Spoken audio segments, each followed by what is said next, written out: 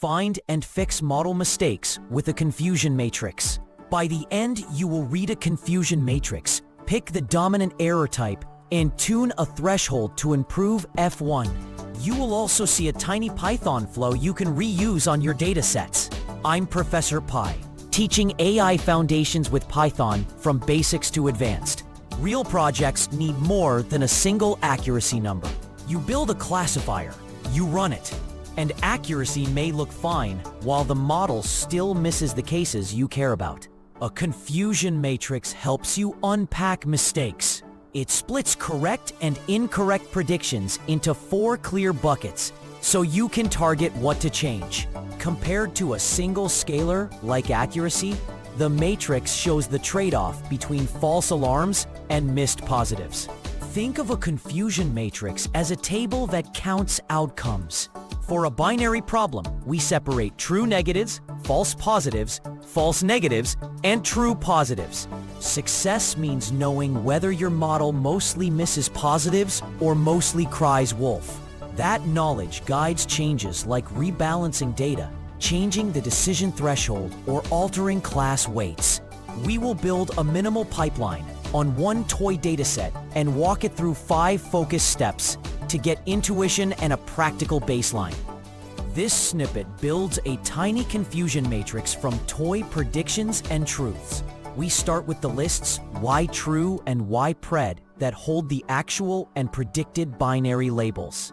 4 sums count the basic outcomes: Tn for true negatives, Fp for false positives, Fn for false negatives, and Tp for true positives.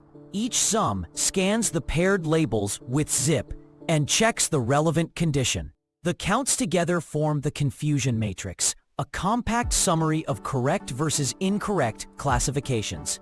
The printed tuple shows Tn, Fp, Fn, Tp, which is the foundation for later error analysis and metrics.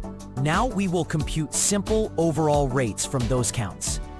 This code converts the counts into accuracy and overall error rate. First n captures the dataset size, so we can normalize the counts. The variable ac divides correct predictions by n to measure how often the model is right.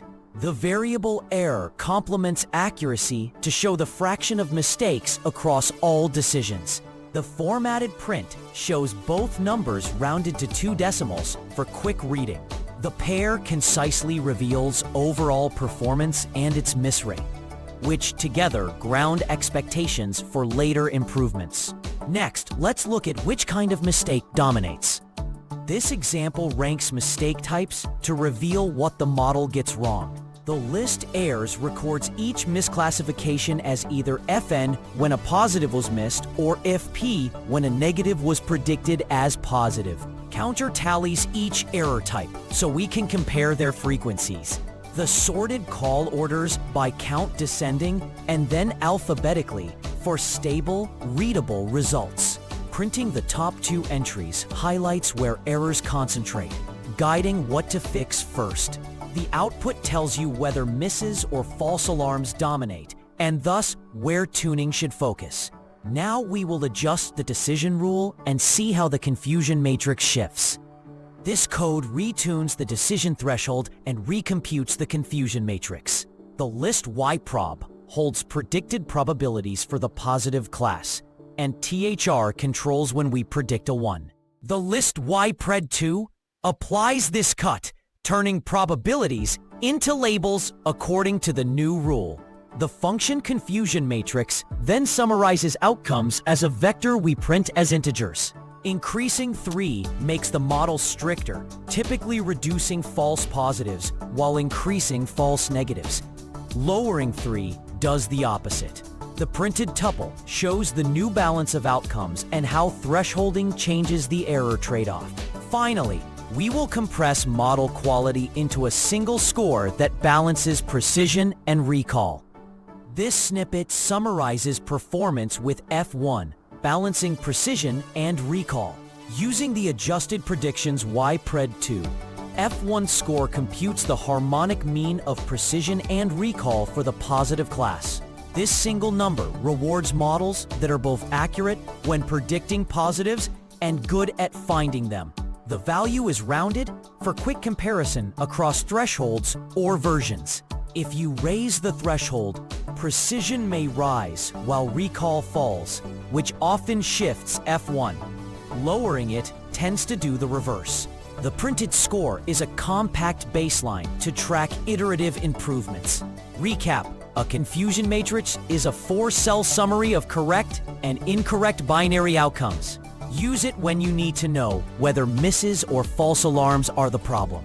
One caveat: the matrix does not tell you why the model errs, only where the errors fall. Next step: sweep the decision threshold across a grid. Record precision, recall, and F1 at each point, and plot the curves to pick the best trade-off for your use case. If AI Foundations in Python help, subscribe and watch the AI Foundations videos.